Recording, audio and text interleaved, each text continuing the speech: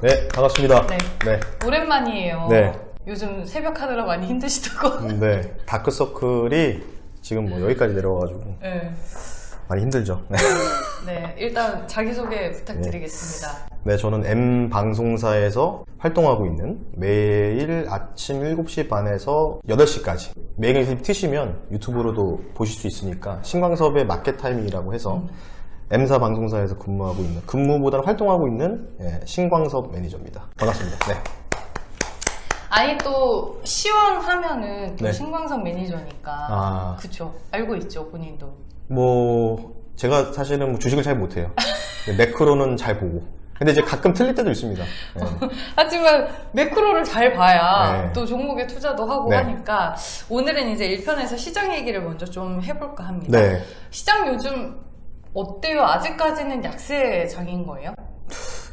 일단 철저하게 약세장이죠. 기술적 분석 이동평균선이라든지 전반적인 거 봤을 때 일단 반등장이라고 우리가 인식을 해야 되겠죠. 왜냐하면 기본적인 틀은 통상 이제 기술적 분석으로 보면은 300의 이동평균선, 200의 이동평균선, 장기 이동평균선에서 아래쪽에서 지금 반등이 나오고 있잖아요. 무너진 지가 제가 알기로는 한 6월달. 그러니까 지금 시장 하락이 거의 1년 2개월 동안 진행됐었어요. 작년 6월 달부터 3,300을 찍고 3,000선 라인이 장기 이동평균선에 걸쳐 있는 자리인데 코스피 봤을 때 거기가 이제 무너졌던 게가 8월 달이었거든요. 8월 9월 정도에. 아마 차트 돌려보시면 아실 거예요. 거기가 이제 무너지면서 반등 주면서 이제 떨어졌거든요. 이런 식으로. 최근에 좀 많이 떨어졌잖아요. 항상 제가 유튜브 방송을 하거나 TV 방송에서 언급해드리는 게 장기 이동평균선 아래에 있으면 역배열이니까, 역배열 정도를 다 아시잖아요. 기본적으로 역배열에서는 장기 이동평균선을 돌파를 못 나오면 일단 철저하게 추세장이 아니고 반등장이다. 그런 부분들을 보시면 좋을 것 같고, 그리고 뭐 시장 자체가 미국 증시 딱 보면은 막 떨어졌다가 지금 나스닥 V자 반등 나왔잖아요. 뭐 거의 한 달 만에 20% 올라갔잖아요. 그런 장세를 저는 최근에 본 적도 없었고 과거에도 본 적이 없었거든요. 그러니까 그렇게 막 변동이 엄청 심한 라인이에요. 그래서 당연히 이런 거 보면은 약세장인 거는 분명한 사실이죠. 네. 그러니까 베어마켓 랠리가 약세장 속에서 나오는 반등에 네. 불과하다라고 말씀해 주셨고, 최근에 시장의 관심이 또 집중이 되고 있는 게 그놈의 잭슨홀 미팅, 제롬 파월 미 연준 의장 지겨워요 이제는. 네. 이제 오늘 밤, 오늘이 26일 금요일이니까. 네. 오늘 밤 확인이 되는 네, 건데 맞습니다. 어때요? 우리가 좀 우려를 해야 되는 상황이에요? 아니면 그냥 또 무난하게 넘어갈까요?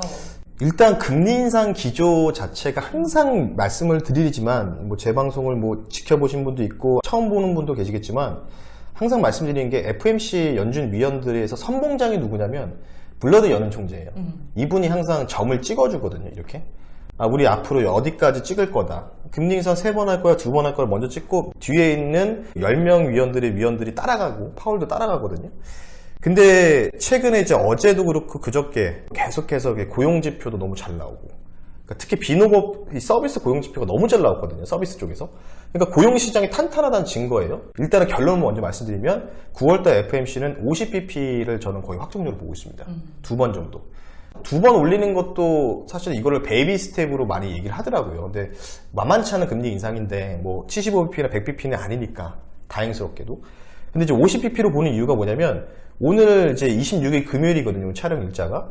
근데 오늘 새벽이었어요. 오늘 새벽에 가장 선제적으로 볼 수 있는 게 바로 캔자스 시티의 제조업 지수가 있는데 그게 원래 이전치가 7이었는데 얼마 나왔냐면 마이너스 9 나왔어요. 그러니까 이렇게 가다가 이렇게 해서 반등 나오다가 툭 떨어진 거예요. 0 이하로 이탈한 거죠. 그럼 뭐냐면 리세션이죠. 그러니까 제가 다시 한번 말씀드리면 대부분 언론 매체나 기자분들이 좀 자극적으로 기사를 뽑으려고 리세션은 경기 침체다라고 하는데 좀 정의를 해드리자면 리세션은 경기 후퇴예요. 그러니까 경기 하강 국면에서 후퇴 국면이고 거기서 늪에 빠지면 경기 침체거든요. 경기 침체는 뭐냐면 경기 후퇴 플러스 고인플레이션. 그러니까 살기도 퍽퍽해 죽겠는데 물가는 계속 고공행진하고 있다. 이게 굉장히 위험한 경기 침체거든요. 그러니까 지금은 리세션이라는 단어를 여러분이 검색하시면 경기 침체보다는 경기 후퇴 국면이라 나와 있어요. 정확하게. 그거를 좀 정확하게 정보를 전달하고 싶어서 한 번 더 언급해 드렸고, 그래서 지금 GDP가 2분기 연속 감소하는 거, 캔자스시티 제조업지수나 전반적으로 지금 뭐 ISM 비제조업지수라든지 대부분 하회에 나오고 있기 때문에 경기 후퇴 국면이라고 보시면 돼요. 그럼 경기 후퇴 국면이니까 파월 연준 의장 입장에서는 여기서 금리 인상을 세게 하면 안 되겠죠, 당연히. 예, 그러니까 시장은 어쨌든 6개월 선행하는 거니까 경기 후퇴 국면이라도 이미 주가는 선반영됐어. 그래서 9월 달에 너 빅스텝 못 밟을 거잖아. 그러니까 앞으로 미국 시장이든 우리나라 시장이 올라가기 위해서는 가장 중요한 거는 계속 그런 고용 지표도 꺾이고 미국 경기가 안 좋은 상황들이 계속해서 진행이 되면은 9월 달까지 그런 지표들이 나오잖아요. 그러면 당연히 어쩔 수 없는 거죠. 금리를 그렇게 세게 못 올릴 수밖에 없는 거죠. 왜냐하면 세게 올리는 순간에 연착륙을 못 하잖아요. 경착륙을. 예, 그런 부분이라 보시면 좋을 것 같기 때문에 그래서 오늘 아마 잭슨홀에서 뭐 그냥 다 알고 있는 얘기 나오고 속도 조절 얘기 나오고 피벗 포인트가 어디 쪽에 찍혀 있는지 그걸 확인하는데 제가 볼 때는 뭐 파월 연준 의장도 콧등 만지면서 또 거짓말 하겠죠. 예. 제가 콧등 만지면서 거짓말 친다는 얘기가 뭐냐면 작년 21년도죠. 작년 잭슨홀에서 뭐라 하겠냐면 인플레 걱정 안 하세요라고 물어보니까 예. 인플레 뭐냐고. 맞아 예. 맞아. 뭐 해봤자 일시적일 거다. 그러다가 이제 11월 달에 확 기조 바뀌었잖아요. 예, 그때부터 이제 사실 미국 시장이 꺾이기 시작해, 긴축 때문에. 그 정도로 좀 말씀드리고 싶기 때문에. 근데 그거를 이제 받아들이는 시장 참여자들이 문제죠. 저는 사실은 오늘 시장을 바라봤을 때 이번 주를 26일까지 우려감으로 빠졌다가 파월이 또 이제 콧등 또 퍼포먼스 보여주면서 반등 나오지 않을까 다음 주에는 그렇게 생각했는데 한 이틀 먼저 나왔어요. 그래서 오히려 지금 저도 솔직히 헷갈리는데 이거를 어떻게 50pp 다 알고 있으니까 근데 그 이후에 피벗 포인트는 어디다 찍을 거냐 파월 연준 의장이 속도 조절을 그거에 따라서 투자자들의 심리가 좀 가중되지 않을까 위로 갈지 아래로 갈지 네, 그렇게 좀 보시면 좋을 것 같습니다. 저는 빠지지만 않았으면 네. 좋겠네요. 근데 오늘 좀 제가 많은 걸 얘기를 해드릴 거예요. 네, 충격적인 것도 많이 얘기할 거고. 진짜요? 네, 그런 것도 많이 말씀드리기 때문에 잠시 뒤에 또 좀 더 자세하게 말씀드리겠습니다. 알겠습니다. 네. 또 환율 얘기도 해야 될 것 같은데 최근에 네. 환율 급등세가 좀 많이 심했잖아요. 네. 이건 또 어떻게 봐야 돼요, 우리가? 약간 이거는 타 국가 대비해서 미국 달러 지수 대비해서 과연 우리나라 환율의 위치가 어디냐. 많이 비싸죠. 그러니까 원화 가치가 너무나 약세인 건 사실이에요. 그러니까 달러 지수 기준이 지금 제가 오늘 장 끝나고 보고할 때는 108.5였거든요. 109를 한번 상회했던 적이 있었는데 그때가 1345원. 지금 1333원이거든요. 어제 금통위에서 금리 인상을 한 번 올렸어요. 근데 제가 그걸 보면서 느꼈던 게 뭐냐면 좀 정치적인 발언이 될 수 있는데 약간 가계부채도 우리나라 심각하잖아요. 그러니까 이번 정부는 주식시장에 별다른 관심이 없구나. 이런 생각이 들었어요. 왜냐면 가계부채 이꼴하고 부동산 쪽으로 좀 많이 이게 있으니까 원래 이창용 총재 이분이 지금 제가 알기로는 잭슨홀 가서 피치 연습을 하고 계시는 걸 알고 있거든요. 먼저 가신다고 했으니까 그 금토이 끝나고 바로 비행기 타고 가셨어요. 근데 이제 중요한 게 이분이 원래 매파예요. 예, 미국보다 먼저 올리겠다. 기준금리 미국이 2.5면 2.75로 가겠다 이런 건데 이제 딱 맞춰놨어요. 미국 2.5 우리나라 2.5 맞춰놨는데 이걸 딱 보는 순간에 이번 한국은행은 주식시장은 별로 관심이 없구나. 환율을 잡을 생각이 저는 없다고 보였거든요. 네, 솔직히 저는. 왜냐면은 지금 다른 국가 대비해서 뭐 N달러, 뭐 위안화 달러 여러 가지가 쭉 있지만 우리나라가 상대적으로 좀 퍼센트를 따지면 달러 대비해서 원화 약세가 약 17%나 더 약세예요. 그러니까 108포인트 기준으로는 우리의 달러의 가치, 원달러의 가치는 1300 초반을 향해야 되는데 이게 지금 1330원이다. 그러니까 대략적으로 한 20원 정도가 더 프리미엄이 붙은 뭐 이것도 김치 프리미엄인지 모르겠지만 그런 부분이 있다라고 좀 보면 될 것 같기 때문에 뭐 그 정도로 좀 큰 그림을 좀 말씀드리고 싶습니다. 네. 그러면은 이 달러 강세는 당분간 하반기까지는 이 기조가 쭉 이어진다고 봐야 돼요? 이게 가장 무서운 게 뭐냐면 저점을 다지는 거. 그러니까 1,300원을 한 번 이탈했었어요. 지난 하루 정도. 여기에서 1,298원 찍고 나서 올라갔는데 올해까지는 제가 볼 때는 뭐 제가 틀렸으면 좋겠는데 1,300원이 계속 저점이지 않을까. 이런 생각이 들어요. 네. 근데 그거랑 연관되는 게 또 얼마 전에 그 유로 페리티를 깨졌잖아요. 그 1달러 1기준이 깨졌잖아요. 그러니까 우리나라도 유럽하고 밀접한 연동관계가 있기 때문에 그런 부분 좀 봤을 때 전반적으로는 1,300원 이탈하기가 쉽지 않지 않나. 그러니까 이탈하려면 우리나라 한국은행에서 좀 세게 먼저 밟아야 돼요. 연준보다 더. 그러니까 연준이 2.5니까 우리 2.75로 갔었어야죠. 그러면은 아마 1,400원 초반대까지 떨어지고 여기서 뭔가 안정화될 텐데, 근데 뭐 얘기하는 게 계속 말로만 뭐 개입하겠다 뭐 이런 것만 나오니까 그런 거 봤을 때는 오히려 부동산을 살리는 전략으로 가지 않나. 급한 분이 먼저. 그래서 계속 1,400원 계속 진행되지 않을까. 저는 상단을 한 1,400원까지도 보고 있어요. 1,400원 정도. 예, 왜냐면은 계속 저점이 높아지는 게 무서운 거죠, 이게. 예. 그래서 조금은 뭐 전반적으로 유가도 아직 안 꺾이는 모습도 보이고 있으니까. 예. 이 정도로 좀 말씀드리겠습니다. 지금과 같은 이 달러 상태라면 이게 시장에는 그다지 썩 좋지 않은 환경이죠.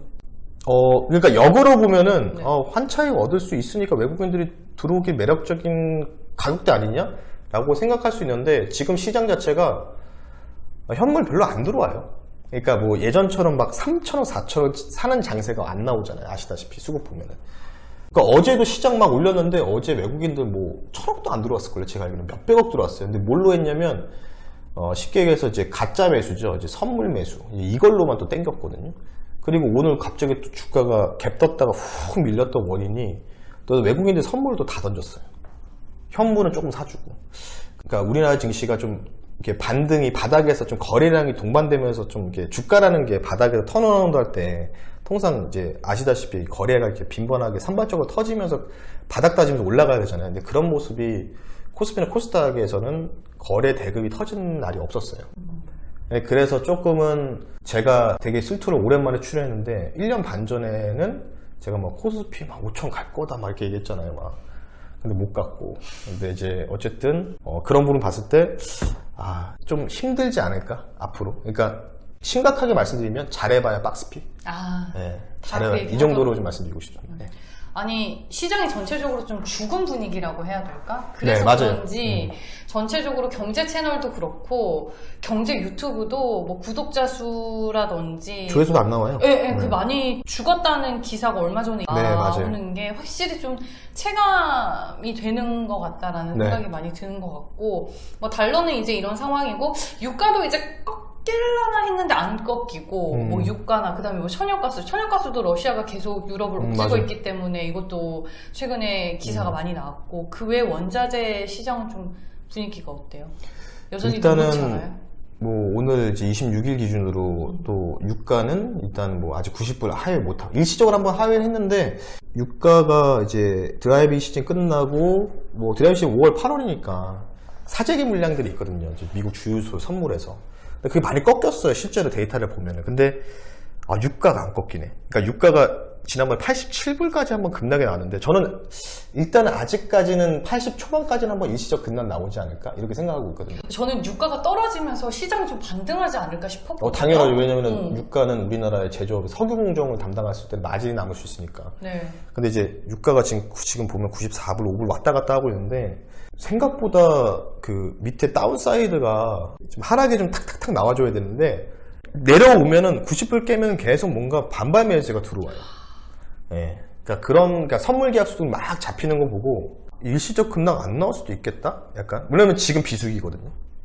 그러니까 8월 중순부터 10월까지 천연가스도 비수기인데, 뭐 아시다시피 어제 뉴스 속보는 지금 러시아 정규군이 대략적으로 190만 명인데 푸틴 대통령이 또 서명을 했답니다. 12만 명 정도를 징집을 더 하겠다. 그리고 젤렌스키 대통령도 뭐 한간 뉴스의 보도에 따르면 남부 지역 수복 작전 하겠다는 얘기 나오잖아요. 그러니까 그런 걸 봤을 때, 야, 이거 비수기인데도 이렇고, 천연가스도 지금 계속 레코드 쓰고 있잖아요. 유럽은 지금 엄청나게 폭등이 나왔고. 그런 부분을 봤을 때, 이게 진짜로 우리가 보는 관점이 진짜 저가인가? 이런 생각이 들더라고요. 그러니까 뭔가가 하나하나 해결되는 트리거가 발생해야 된다. 근데 러시아, 우크라이나가, 뭐 저도 그렇고, 이 전문가들도 마찬가지고, 다들 한 달 안에 끝난다고 했잖아요. 러시아가 그냥 선제 타격해서 끝난다고 했는데, 뭐 실제로 보면 6개월 넘어갔잖아요. 예, 뭐 중간에 러시아가 뭐 풀어준다 해서 좀 곡물 수출해주고 하지만 극히 양은 제한적이니까. 그러니까 비수기인데도 유가가 90불 위에 있다는 거는 문제가 있는 거죠. 그러면 저기 성수기 됐을 때 지금 기후변화 때문에 난리가, 또 기상이병 때문에 가뭄이 뭐 500명만 찾아왔다, 뭐 엄청 높다, 뭐 이런 얘기가 나오고 있는데, 그런 상황이면은 이번에는 그거죠. 여름에는 덥고 겨울에는 엄청 춥고 엘니뇨, 라니뇨 현상. 그러니까 겨울에도 지금 그 기상관측이 되고 있거든요. 그럼 이번 게 엄청 추울 거란 말이에요. 그럼 이거를 어떻게 감당할까? 과연? 에너지 대란. 그러면 이제 그 부분들이 이 가솔린 선물이라는데 여기서 반영이 되는 거죠. 야, 먼저 우리가 재고 확보하자. 그러면 다시 유가 또 올라갈 수 있는, 100불 다시 넘어갈 수 있는 거죠. 그게 문제라는 거죠. 네. 참 시장이 네. 우리에게 고난의 시간을 생각보다 오래 주고 있다 이런 생각이 듭니다. 전체적으로 이제 시장의 매크로 환경에 대해서 알아봤는데 네. 궁금한 게 수소차 관련주를 물어보고 싶었는데 어떻게 물어볼까요 말까요? 이거는 그냥 진짜 간단하게 말씀드리면 신재생 에너지, 뭐 화석 에너지, 뭐 2차 전지 전기차, 그리고 마지막 생태계 끝판왕이 수소차거든요. 근데 이제 최근에도 오늘도 뭐 범한 퓨얼세 급등 나오고 어제는 또 이제 그동안 그렇게 바닥을 기었던 일진 아이솔루스 이런 애들도 이제 10% 급등 나오고. 근데 그런 걸 봤을 때 느꼈던 게 뭐냐면 이제 수소차까지 가는 거 보고 더 이상 올라갈 게 없구나. 이게 마지막 발버둥. 네, 약간 그런 느낌? 그러니까 예전에 그런 느낌이 들더라고. 뭔가 시장 하락에 또 다시 찾아오기 전에 한 번 이렇게 순환매를 돌잖아요, 이렇게. 그래서 항상 우선주 올라가고 뭐 올라가는 거 보고 수소, 물론 이제 미국에 상장된 플러그 파워도 같이 좀 올라갔어요. 근데 이게 인플레 고통 간주법과 연계돼서 뭐 수소 지원 법안도 통과됐다, 뭐 이 소식도 나오고 있지만, 제가 볼 때는 굳이 물린다면 전기차가 낫죠. 네. 수소차까지 갈 필요는 없다. 왜냐면 전기차 같은 경우는 2차 전지에 대한 양극재, 응급재 같은 경우에는 뭐 여러 가지가 있잖아요. 뭐 중국에서는 리튬 인산철 배터리, 우리나라는 뭐 이제 NCM 구조. 발음이 어려워요. 이게 NCM인데. 근데 이렇게 돼 있는데 나눴잖아, 양극으로 나눴는데 전기차는 전지에 대한 수요가 이 수요와 공급이 있으면 공급이 수요를 이겨내야 되는데 지금 이런 상황이거든요. 근데 공급이 이렇게 이겨내려는 그 타이밍이 언제냐면 25년도 상반기예요. 그러니까 25년도 상반기까지는 주가가 뭐 떨어지든 말든 코스피 증시가 무너지든 말든 파동을 그리면서 올라간다는 거죠. 그래서 수소는 너무 먼 얘기 아닌가? 약간. 금리 인상기에 또 수소 같은 경우에는 숫자 안 나오잖아요. 그쵸. 그래서 물리더라도 차라리 그냥 에코프로 BM이나 뭐 LNF나 대중전자 제로나 이런 거 물리는 게 훨씬 더 낫지 않나. 그게 더 안정적으로. 왜냐면 그 친구들은 돈을 버니까. 이렇게 좀 정리 도와드리고 싶습니다. 네, 알겠습니다. 1편은 여기까지고요. 2편에서 충격적인 얘기와 종목 얘기를 해주실 것 같아요. 네. 그러면 2편으로 바로 넘어가겠습니다.